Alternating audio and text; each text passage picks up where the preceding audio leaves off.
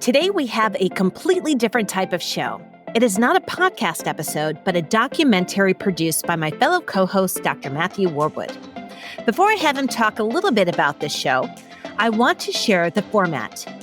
First, this is a documentary film that explores the triumphs of 6 K-12 educators as they reflect on their experiences teaching during the pandemic. The film was created to highlight the creativity of the teaching profession, and you can access the full film at teacherroundtables.com. So, Matt, why did you create this roundtable? Well, you know what? There's a little bit of a background to it, and actually, you're connected to it because when the pandemic first hit and I was, observing my children's teachers struggle with the challenges of engaging and teaching students at a distance during this kind of really turbulent time, I felt that I was observing incredible creativity as they would come back the following day with solutions to problems that I thought were sometimes or to some extent unsolvable.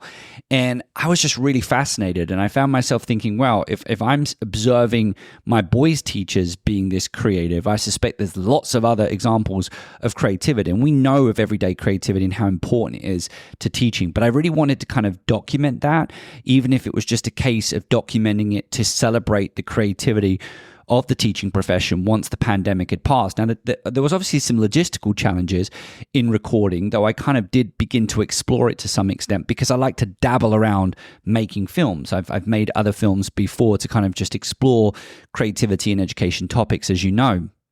Now, in the end, wasn't able to do it, but I had reached out to you and you and I had a back and forth. You were kind of so gracious in being so supportive of the idea and thinking about how creativity and education can support that effort. And eventually what we did is we landed on producing this podcast. So actually the podcast was kind of the outcome of me initially wanting to do this documentary. But about 2.5 years ago, the idea was still kind of like, inside me, incubating. I knew I didn't have any time or resources to kind of really put together the film I wanted to put together, the story that I wanted to tell. But I had this situation when I was working with a group of teachers at Teacher Innovation Studio, and it was lunchtime. And this was about 12 months after the pandemic. So it was 2022, summer of 2022. And we were around the table and they were eating their lunch. And I was kind of, I can't remember if I was sitting with them or I just kind of come over and saw them. But they all were in the middle of sharing stories about the pandemic. And it was incredible just to observe. And I suddenly said, wow, that's it. That's the film. A round table with a group of K-12 teachers just sharing their stories. And I suddenly said to myself, wow, this is actually a pretty easy format because all you have to do is you have to organize a time and venue to hold a roundtable discussion. And of course, then there's logistics of recording that. And I was very fortunate to have a great production team that I put together, some alumni from the UConn Digital Media and Design program who did an incredible job of putting this together, particularly the visuals, some really great shots. And so we filmed this, and it was actually reasonably easy to work in post-production as well. So cut a long story short, I'm hoping this is now one of many teacher roundtables to come about. In fact, as of recording this, we're actually holding another teacher roundtable on June 22nd around AI in education. But this film itself was just an opportunity really for these 6 educators to reflect about their accomplishments teaching during the pandemic. And I obviously went in there wanting to primarily focus on teacher creativity, but as you'll see, or let me rephrase it, as you'll hear, because we're only playing the audio of the film, but as you'll hear within the film, I discover so many more factors that contributed to the creativity that we saw that wasn't just necessarily the typical creativity things that we talk about on the show. Well, Matt, I'm eager to listen to it. So just as a reminder to our listeners, we are only sharing the audio of this film. And if you want to see the full video, go to teacherroundtables.com. Let's get started. So I'd like to thank everyone for agreeing to come and participate in this roundtable discussion. It's a very relaxed discussion. First of all, I'd like to go around and introduce everyone. Marla, during the pandemic, you were a 7th grade ELA teacher. Bill, during the pandemic, you were a high school computer science and technology teacher. Andrea, during the pandemic, you were a world languages teacher. Lisa, during the pandemic, you were a 4th grade teacher. Leanne, during the pandemic, you were a first grade teacher. And Tamashi, during the pandemic, you were a pre-service teacher, your first time in a classroom environment during the pandemic. So I'm sure we'll get into that experience a little bit. As I discussed before we sat down, this conversation is around creativity that came out during the pandemic. And as we discussed, a scholarly perspective of creativity is the production of new and useful outcomes as they relate to a social context. Now, for us as educators, and for the purpose of this discussion, that social context is the classroom environment. Now, usually when I'm talking about teachers working in their classroom environment, I talk about there being a box. We work within a box. During the pandemic, that box changed drastically. And just to kind of put this into perspective a little bit, in preparation for this discussion, I went back and looked at some communications that I got from my boys' school during the pandemic. So on February 24th, 2020, so just think about that, February 24th, 2020, that's where we are. There were a few key communications that I got. The first was to alert me of an upcoming multicultural festival or assembly at my boys' school. The other was seeking volunteers for the track program that was coming that spring. And then also letting me know that there would be celebration of Mardi Gras. And so the kids will be having pancakes and a whole bunch of other goodies then souped up on sugar, right, that they're going to be coming home with. Now, a week later, on March 2nd, or March 3rd rather, there's the first kind of communication coming from the superintendent's office. And that communication is obviously working to address some of the concerns that now exist for parents and the education community around the pandemic. And what it's kind of primarily putting in place is procedures for people who have been abroad, that have been traveling. But there's not really a reference that there might be school closures. About a week later, on March 10th, there is an uptick in communications.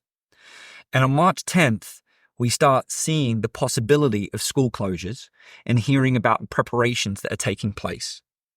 And then on March 13th, or rather on March 12th, my boys' school closes. And on March 15th, the governor closes all schools until at least March 31st. So Leanne, you and I have had an opportunity to talk about this before we sat down today. So I wanted to kind of start off with you. What was it like during that first week, given how quickly things moved along? Yeah, our principal had actually told us to start preparing packets.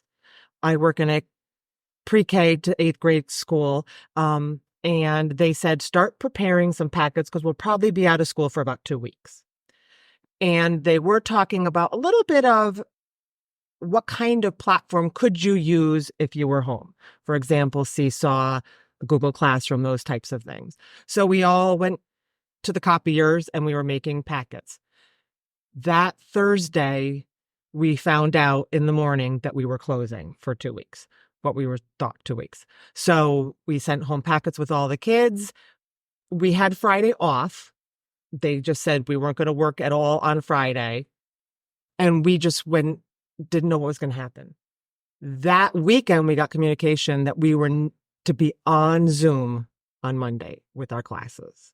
And what was that first Monday and Tuesday like during working on Zoom? It's terrifying. I had never even heard of Zoom. So I had my home computer, my own personal old computer at home. My husband, who is very tech savvy, helped me install Zoom and kind of get that link out, which was all a learning curve for me. I was supposed to be on Zoom around 9:30 in the morning. I got my computer all ready, geared up, crashed. My entire computer crashed at 9:30 in the morning. And it was a disaster. I don't think I even got on that day. We got an email in the morning. Take everything home. Students, empty your lockers. Teachers tell all the kids, everything goes home today. We'll be out for a week, whatever. Our district was just the opposite. No one was to go onto Zoom or Google Meets or anything because they hadn't vetted it with the town attorneys. I was on at 7 a.m. the next Monday morning. My kids, they weren't part of that communication train you read. That went to parents, that went to teachers. Kids were left out of that in a large respect, and they didn't know what to expect. you're also referencing the fact that that week wasn't about going back and teaching. It was about providing support to your students. So SEL, it's been there forever, but it was never a forefront topic, became the only topic for the first 2 weeks when school went out. It was all about, how do we engage and how do we deal with that social emotional piece? And how do we teach our kids to deal with something different? You said you put the classroom in a box. Box didn't change. The box disappeared. We were shut down for about 2 weeks before we actually were required to go back and start doing something. We did have some meetings like with the teachers and with the superintendent. However, we were told not to do anything yet and just pause for, I think it was about 2 weeks, and then get kind of our ducks in a row and figure out what we were going to do. And we were meeting with our teams, and, parents were emailing us, and we were trying to figure out what we can do in the time being, but there wasn't much at first. And then after those 2 weeks, when they kind of opened the floodgates, and it was nonstop. So where I was working in 7th grade ELA, the teachers all got together at the different subject areas, and we had to send home packets or practice work. For ELA, it was independent reading and some other writing practice. But for that first week, we were supposed to be giving them independent work to do at home. And we didn't do anything. The teachers were just at home waiting to hear what was going to happen next. And then at the end of that week, we were told everything would be asynchronous. We would be posting work on a Monday, weekly work, in Google Docs with links to the lessons, to the assignments. And we had to have that all up and running and ready to go Monday morning by 8 a.m. And then we would collect work as it came in through Google Classroom. I think right around April break time, we were told we had to offer office hours. And so we had to set our times, and it could be whatever time we wanted in the morning. And we would set up our meets, and then the students would come in. And I think it was about the same 6 people every day that I talked to. And it was never really about the work. It was, I met all of their pets and their siblings, and they showed me their backyards, and I can do a cartwheel, and look at this. This is where I go for my walk. And it was just the emotional support and the connection. All of a sudden, I'm teaching 4th graders how to get on Google Classroom on their iPad and how to type in their email address with their little fingers when they can't really know, where these keys go, and trying to get them to post something and read something and all these other things, which at the secondary level, it wasn't really an issue. But with the little ones, there was almost like a really big barrier, and we just didn't know how to get around it because we didn't know how big it was and possible entry points,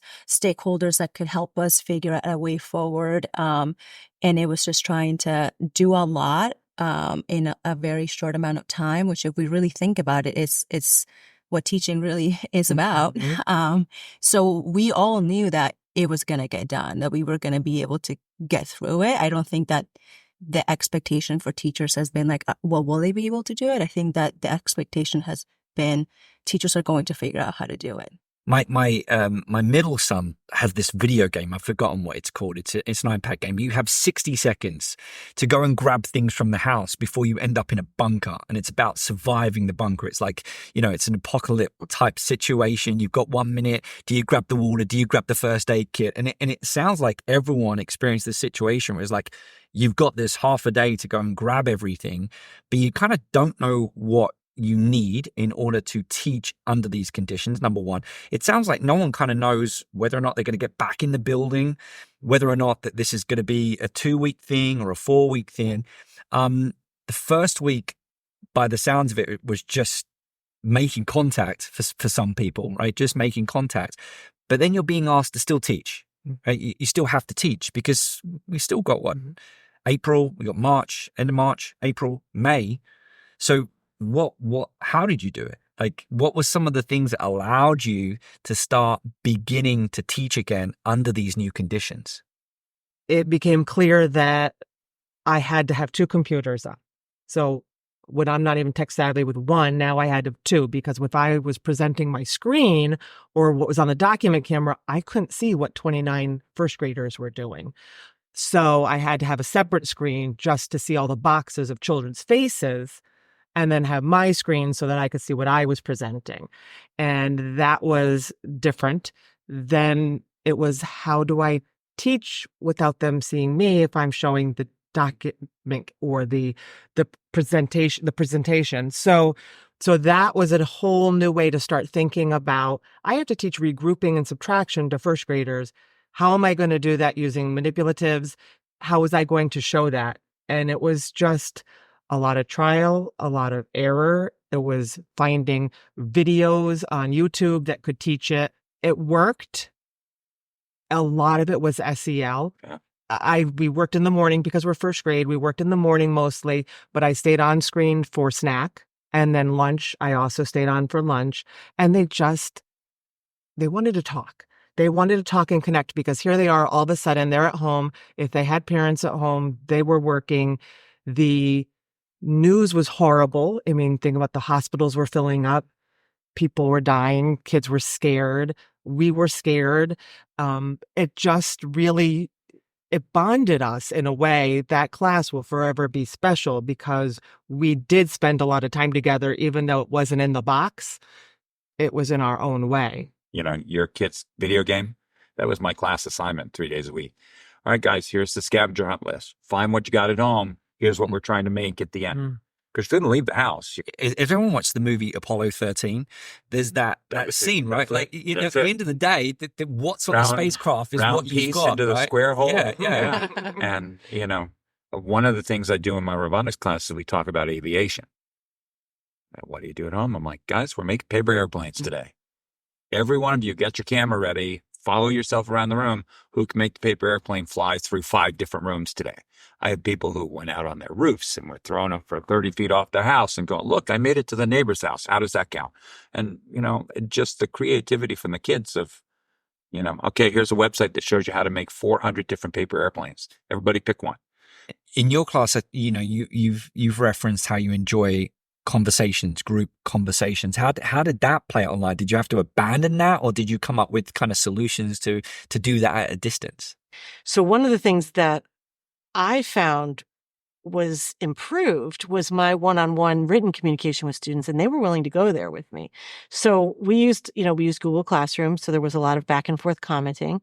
I used a program called Actively Learn, which they'd given all of the teachers during the pandemic the free premium version, and it was fantastic. And it was a lot of texts in there, a lot of the texts that we used, and then you could modify the questions as the teacher. So I could take out the standards that might have been placed in there and put in the standards that we were using, and ask them questions, ask them open-ended questions. And then you could go in and have multi-layered conversations back and forth on the question level.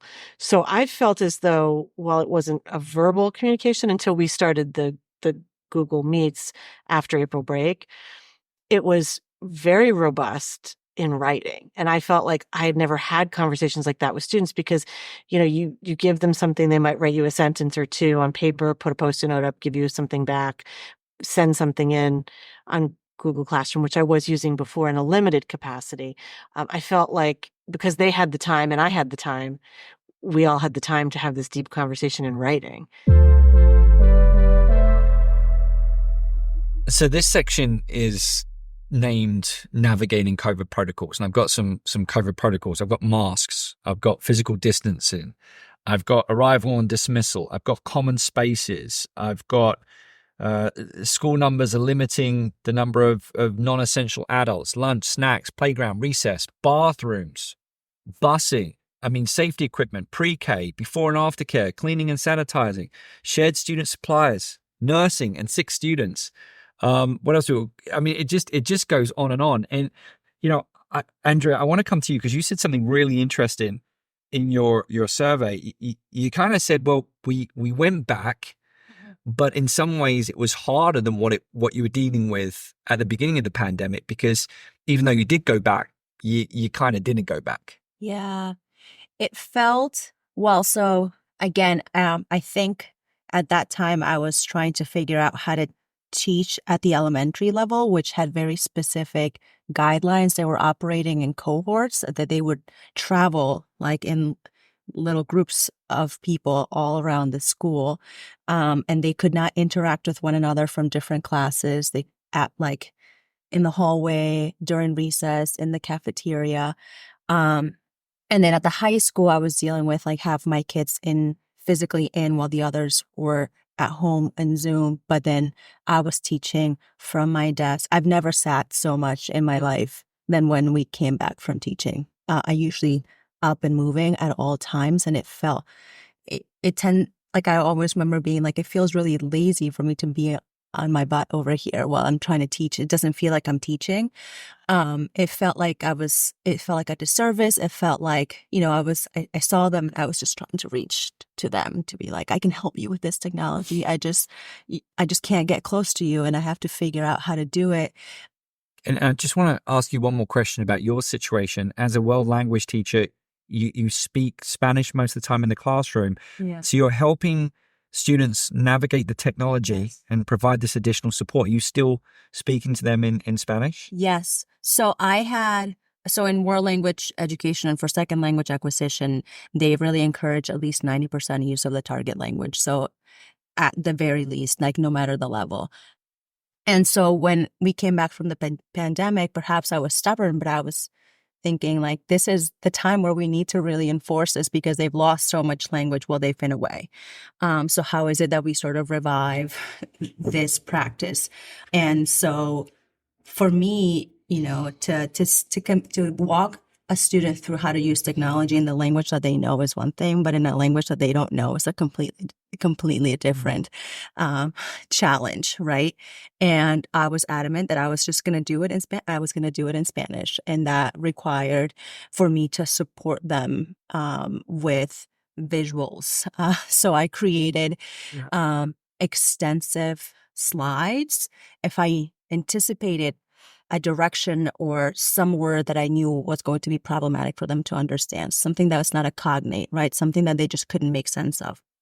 I would say it out loud, and I would time this word with a visual that was color coded with the word written out in the same color as the visual, right? So like they would hear it and they'd be like, I don't know what that means, but here comes flying in this picture of what it is that she's trying to say. And immediately after that, I would have a slide where they would annotate, like on their iPads with their fingers, because we had iPads for all students, like, did you understand this? And they would like annotate, like, I understood it. I understood a little bit of it. Can you say it again? Or I have no idea what you're saying. So like, it just helped me gauge like how much of my directions they were really able to internalize.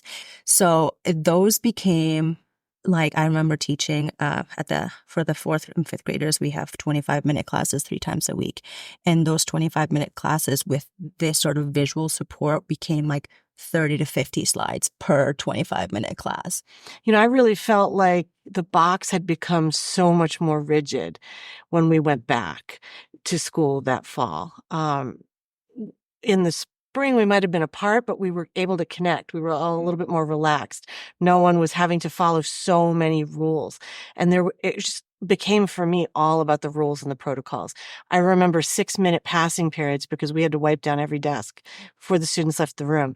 And we couldn't let them leave. And they were in cohorts and they were going to the next room down, but we had to wipe down all the desks from the people before they left, before the other people came in. So I feel like I cut off so much of the learning to do that. And we were so focused on, are they wearing their masks the correct way? Are they staying 6 feet apart? We'd have to constantly tell them. Then we had the mask breaks every so often. I remember going out 3 times a day at least. I think the structure was needed to pull things back in, but the pendulum was swung way too far to the other side, where there was a concern that if we don't do this right, we're going to have to close again. Yeah. Yeah. And who's going to get blamed for that when it happens? Yep. You knew what the rules were, you knew what the protocols were, and you followed them as best you could to make sure it wasn't your part of the building that caused a problem. It was stressful. It was stressful, not just teaching in that kind of environment, but you were worried about the health. Like gosh forbid you were the one that, spread a COVID to somebody or your class went out. And it was the constant cleaning. I think in that email was sent home, you had to teach your first grade and kindergartners how to open everything. Yeah. Because I shouldn't have to come to your desk and open your jar. That was how, at the beginning, that's how it was. Could we pass papers out to each other? When kids passed papers in, we were letting them sit for 20 minutes, or 2 days, 24 hours before I touched them to correct them. I couldn't sit at a desk because I had to remove my desk, because in order to fit all the desks, I had to lose all my bookshelves, all my desk, and it was nothing but 1930 rows of children as far apart as they could be. And then I was up at the front of the room, but I was a first grade teacher. How am I not supposed to be next to that child? And we were talking about language, and I was thinking about you teaching language. We had masks. How was I supposed to teach phonics and reading with these masks on? So again, it was going back to videos. It was using, I believe it was a series of speech teachers who were teaching kids how to make sounds. The TH is I couldn't show that with my mask. Or an F is they're different things that we teach in first grade that now I had to find different ways to show that, because they couldn't understand if I was saying fun or them. They couldn't hear that difference for a spelling test. It was. There's a lot of fear. Yeah. For me, there was a lot of fear. So we were very rigid. We had to follow those protocols because we were so scared. And then it goes back to your point about the teaching practices. Like, we know what good teaching practices are, and we weren't able to do that. And that was really difficult. And we had to find different ways to teach. And it may not have been good teaching practices. And that's what's hard for us as educators, because we want to do our best and do well. But there were so many levels to every day walking into that building. You're so happy to be back in person and be with your class and your colleagues who you relied on for so much, but then you were so scared because what's going to happen today? It was really unpredictable too, and uncertain. But you still had to go forward with your day, and you had to show up every day with a smile on your face and not show fear and not show uncertainty and say, we're okay. Everything's good. We got this. Don't worry. And, it is good because we taught our students that mentality. Like, we're going to be okay. We can get through this. But it was not okay. For me, at least internally, I had a lot of stress, a lot of fear, a lot of turmoil during that time of being, back in person with mass, and being a good teacher. Yeah. We've got to bring you in here because, this is your first time in a classroom environment. Yeah. I mean, tell us some of your stories. What does that look like? Yes. And then you talked about some of the communications from the schools about safety, what we're doing. And so part of that, you mentioned non-essential adults. So unfortunately, as a student teacher, I qualified as a non-essential adult. And so I think it was maybe August when that was settled that I would not be going in person for that fall semester. And so the way my student teaching was set up for the fall semester, you go in once a week to observe, get to know the students, so that in the spring when you're teaching, you're already part of the class. So right off the bat, already not part of the class. So I was like, okay. So I was living off campus. I was living in my apartment. And my school was hybrid. I was at the same school as Andrea. So half of my students were at home and half of my students were in person. And so what me and my cooperating teacher ended up doing is we decided that everyone was going to be on the Zoom, whether you were in person, whether you're at home. So I was on the Zoom from my apartment. My students were on the Zoom from the classroom. The other half of the students were on the Zoom from their house. So I had one screen with my students on the Zoom, one screen of the screen that I was sharing with my students. And then I had my iPad in front of me where I would be writing to simulate a whiteboard for them, explain whatever chemistry thing we were explaining. My cooperative teacher was great. So he would be in person. He would set up the labs for them. I would do the instructions and my students who were in person would set up their camera so that at home people could see them do the lab.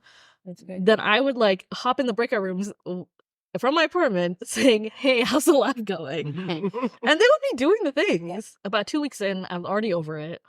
And so I decided that, you know what? And me and my students or at least I had acknowledged that I know this is a tough situation. My students who are in school aren't even getting their in-person teacher because I was at home, because they were they have the student teacher. So I decided to start celebrating Friday in my classroom. And so every Friday, I would send out this Google form on my classroom, and it would be like, it's the most random questions. It'd be like, oh, like, well, one would be like, how's your week going? And it'd be a series of memes. And then it would be like, what's your favorite song, or what's your favorite show, or do you like artificial banana flavoring? Like the most randomest questions. And I would send that out on Friday, and I told them, if you do it, you can check a box at the end, and if you want me to reply, I'll reply like to all your answers. So every week we started doing that, and it was the sweetest thing ever, because my students would go off on these forums. They'd tell me about like their boyfriend. They'd tell me about like how everything's crazy, or they'd tell me just about how their sister is being annoying this week. I do have to bring this up because I mean, it's not just your story, but I think you did a really good job of kind of talking about all of the different solutions you developed to the problems that you had to face as a new teacher. But if you listen to all of the stories that you've just been sharing, you know, going back to this box concept, you know, within that box, there are problems that we can't address. There are constraints as well. Here is the constraints. We talk, you know, in the field around this idea of creativity and constraints. And if you listen to your stories, you're identifying the constraints. You're having to work with the constraints and develop solutions. And so you're there recognizing the importance of developing a relationship, which we've all identified as an important part of teaching. And you're coming up with these strategies on how you could do that. And this is the type of creativity that I thought, at least from that parent perspective, that I was seeing emerge weekly. It seemed that you as the teaching community kept getting better at engaging students from a distance. I think they got better going back in the fall of 2020 because I'm a tech integrator. On top of everything else, I was trying to teach teachers how to connect with their students through the tech when we got sent home. And for me, when I was teaching teachers, I'm like, oh, hang on, I'm changing to this screen. And they're like, what do you mean this screen? Most teachers had no concept. It was one computer, one screen in their classroom. So when we initially went home, that was a really hard thing to deal with. And I'm like, okay, do you have a second laptop? Well, yeah, it's not very good. Great. Plug it in, join your Google Meet. Well, why would I do that? Well, that one you're going to see your kids on. Mm-hmm. This one you're going to present on. And that aha moment a lot came across when you're talking with teachers. Now, when we got back to school, teachers were starting to figure it out. And even though we were still hybrid and even though we still needed things, now IT was, hey, I need a machine that can have 3 screens on it in my classroom. Or I need a second Chromebook that I can have at the other end of the room so that when I'm teaching, I can watch from this side and see my kids when I'm on this side of the room. Even though my main computer is 10 feet away and I can't see anything on that screen, I need something else I can see with it. So that there was definitely a technology change. And I would say even the most technology scared teachers became much more tech savvy. But we had a lot who helped each other. Absolutely. Teachers really, not only did we realize the relationships with our students were so important, but the relationships with each other was so important. And you know, we did have teachers that had been in the building for, 30 plus years who didn't use the computer besides sending emails home. That, it's basically there. And now all of a sudden they had 5 students who had chosen to be distant and now had to film everything all day long. And it was a collective help of how to get it running, how to get it up, how to help people learn about this new technology. And I think that we really realize that importance of mentorship and help and sharing what was working and what wasn't working in the classroom. All right, so I want to kind of bring our discussion to a close now. And as part of that closure, what I'd like you to do is to think a little bit about some of the solutions that you've developed that are still in place today. And then also how the experience has perhaps changed how you view your teacher agency within your classroom environment. So, you had referenced that you still use one of your solutions today. Could you come and tell us a little bit more about that? During the pandemic, I had my students do that Google form. It was called, I think, like literally just about me. And so now in my classroom, we do what we call a journal moment. So every Friday, I'll put a prompt on the board. My students will journal and then they can put it in like this bin that's Miss Etiarchi responds. So a lot of my students have me just respond to like the most randomest things once again. And it's a really sweet way for me to connect with them to some of my students who don't really talk that much in class. Sometimes I'll be like, I didn't write anything, miss, but can you just write something back to me? And it's the sweetest thing. So I do that. We used to make these study videos to help for the tests. I still just make those and just post them. And so that's not something I don't think I would have done. But with Zoom, like being able to have the study guide here and I can talk and write on it, it was great. So I still use that. And a lot of just like the flexibility that came with the pandemic, I try to still bring into my classroom, because I think sometimes as teachers, we forget our students have a whole life outside of our classroom and we don't account for that. And I really try to bring a lot of that I did exercise in the pandemic, like still to this day, and try to. I think Andrea said something before about you constantly had to anticipate a problem, what was going to happen. And I think that with the pandemic, I'm better at that. I'm better at thinking about a lesson, thinking about what is going to be difficult for them, and coming up with those solutions, whether it's going to be adding a video or the step-by-step teaching that I had to do, where are they going to have difficulty with it. I think that back then, every night I was working on the computer to create the next day's slides or activity, and to really think about them at home and what were they going to have, because I wasn't within that reach of them. To me, that physical reach was so important, and I couldn't do it. And for that, I think I'm a better teacher. For my situation, my students were the main source of inspiration and motivation, and the ones that helped me problem solve. I think that if anything, what I heard across the board from administrators or just people that were, sitting in an office telling us, mandating things for us to do, over and over, we would just hear like, we don't have the answers. We don't have the answers. We hear that these are issues, but we don't have the answers. So then I remember being like, okay, we just had an hour meeting where we were just given a space to say everything that's wrong, and then told that we have no way to help you figure this out. So I leaned on my students to help me problem solve, right? In terms of like, how is it that we're anticipating issues? How is it that we are differentiation, like what that even means? Like, we are redefining student success. We are redefining what it means for students to be engaged, right? And where I went to have more clarity was to my students. They helped me because they're the ones that tell you like, this could have been a really, really pretty presentation that you did, but it did nothing for me, right?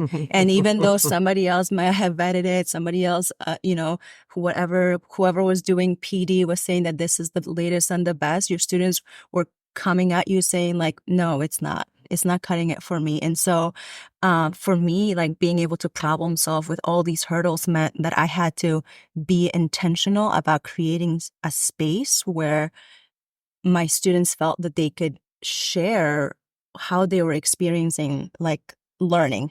Big takeaway from this as well is what all of you were saying, is that teachers are incredible problem solvers.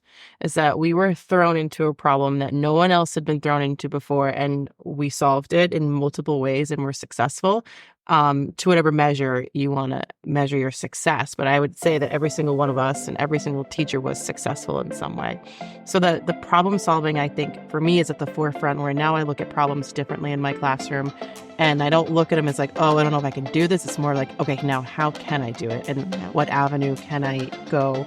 And who can I tap into to help? Like our colleagues, you had mentioned, Leanne, like what colleagues can I lean on to help me build that problem and solving it? So teachers are incredible problem solvers. No matter what the problem is, we solve it.